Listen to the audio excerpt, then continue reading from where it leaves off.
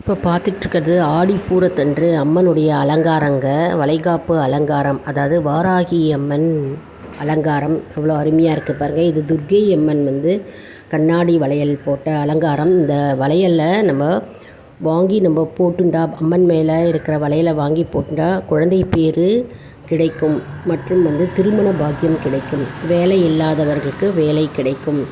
அதனால் அம்மனுடைய வளையலை நம்ம பிரசாதமாக வாங்கி அணிந்தால் நமக்கு சகல சௌபாகியமும் நன்மையும் கிடைக்கும்.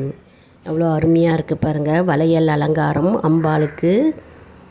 எல்லோரும் கோவிலுக்கு போனீங்களா? ஆடிப்பூரத்தன்று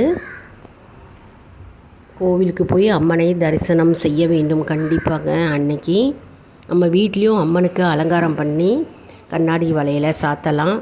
இது துர்க்கை அம்மன் அலங்காரம் பண்ணியிருக்குங்க. நம்ம சேனலை லைக் பண்ணுங்கள், ஷேர் பண்ணுங்கள், சப்ஸ்கிரைப் பண்ணுங்கள்.